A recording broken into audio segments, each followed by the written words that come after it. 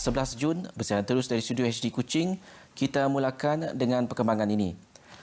Kelulusan untuk membenarkan kapasiti sepenuhnya bagi penerbangan Semenanjung Malaysia Sarawak oleh Jawatankuasa Pengurusan Bencana Negeri Sarawak Datuk Lee Kim Shin berkata faktor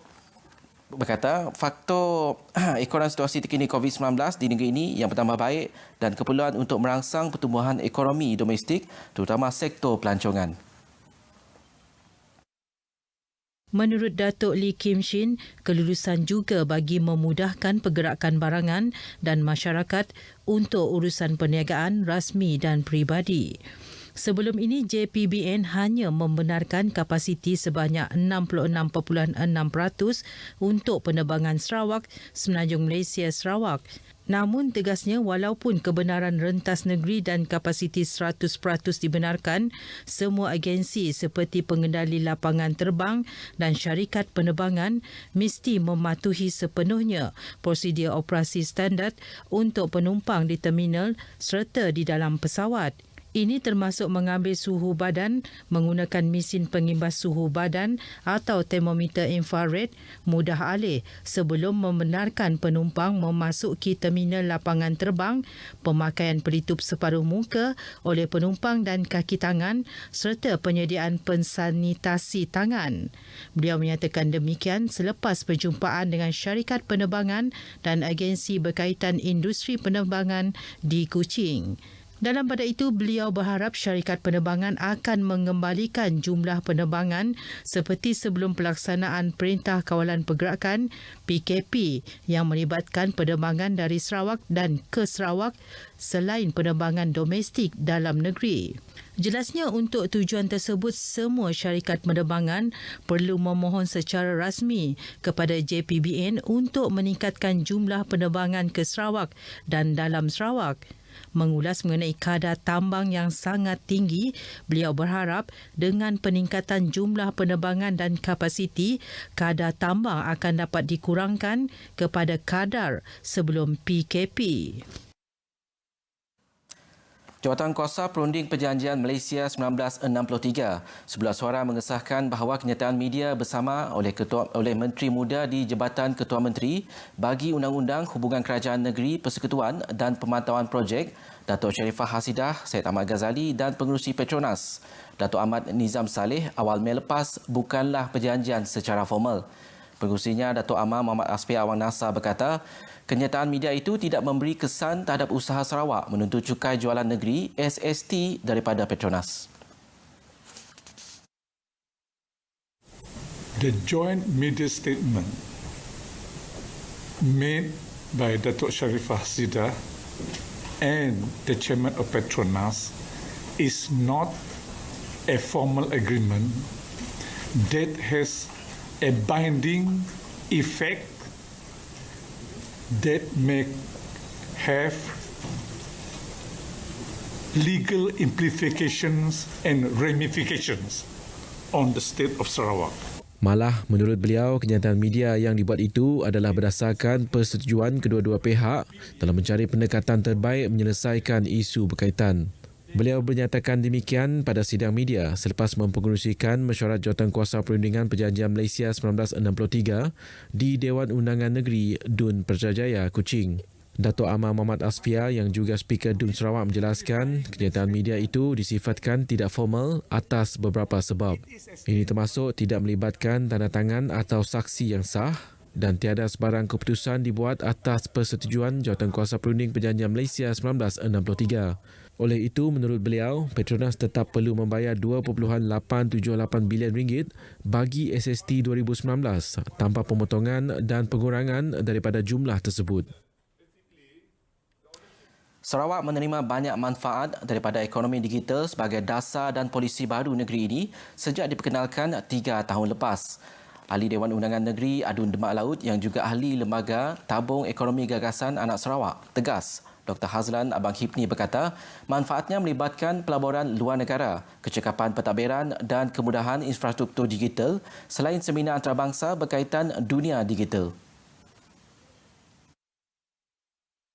Tambah Dr. Hazlan, setakat ini hampir semua sektor di Sarawak telah beralih kepada teknologi pintar dengan bertukar daripada ekonomi tradisional kepada ekonomi digital seperti sektor pertanian, pelancongan, bandar pintar, kesihatan, e-dagang, kerajaan digital, pengangkutan dan sosial.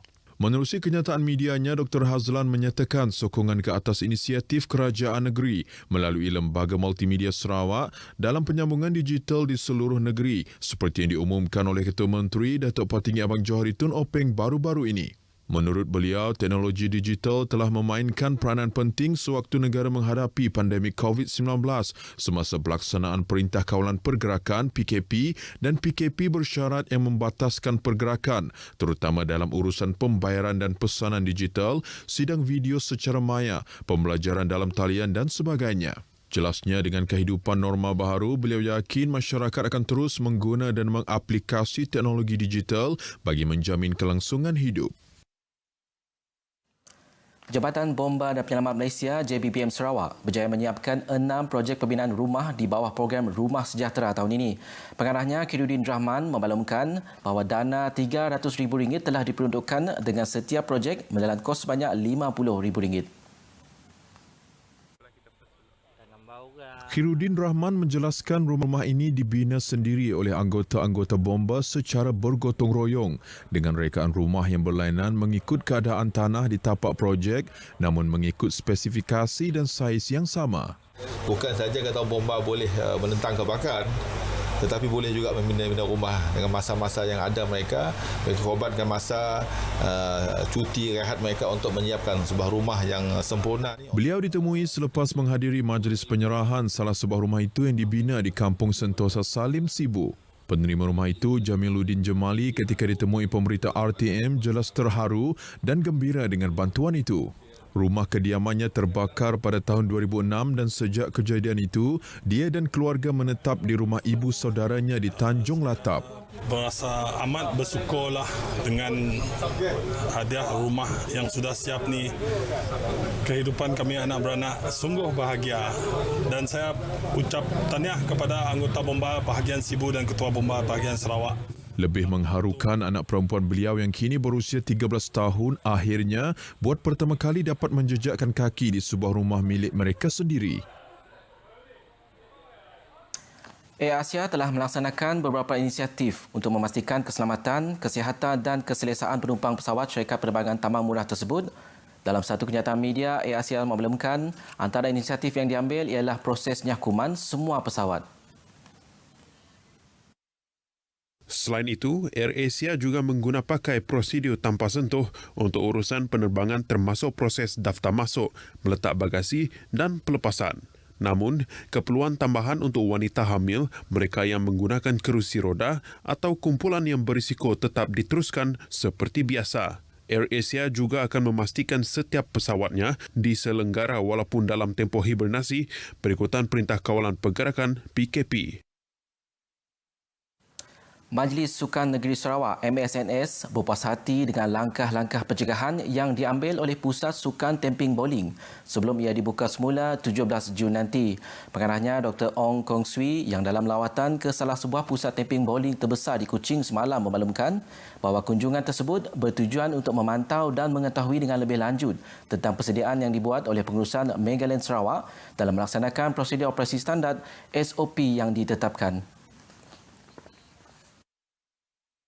Dr. Ong Kong Swee memberitahu para atlet temping bowling Sarawak telah meneruskan latihan mereka di rumah melalui program yang telah mendirikan khas oleh MSNS, Perbadanan Sukan Sarawak dan Unit Prestasi Tinggi Sarawak sepanjang tempoh PKP dan PKPB. Beliau berkata para atlet juga amat gembira dapat kembali berlatih di Megaland Sarawak setelah hampir 3 bulan tidak menjalani latihan di pusat tersebut. Beliau turut mengingatkan orang awam tentang kepentingan mematuhi SOP yang telah ditetapkan semasa menjalankan aktiviti sukan dan rekreasi walaupun telah mendapat kelonggaran dalam tempoh PKPP. Beberapa kawasan di Kuching akan mengalami gangguan bekalan air yang akan bermula pada pukul 10 malam ini hingga pukul 5 pagi esok. Lembaga Air Kuching menerusi satu kenyataan memaklumkan gangguan bekalan air berjadual itu adalah bagi kerja-kerja membaik pulih paip di Jalan Matang Baru.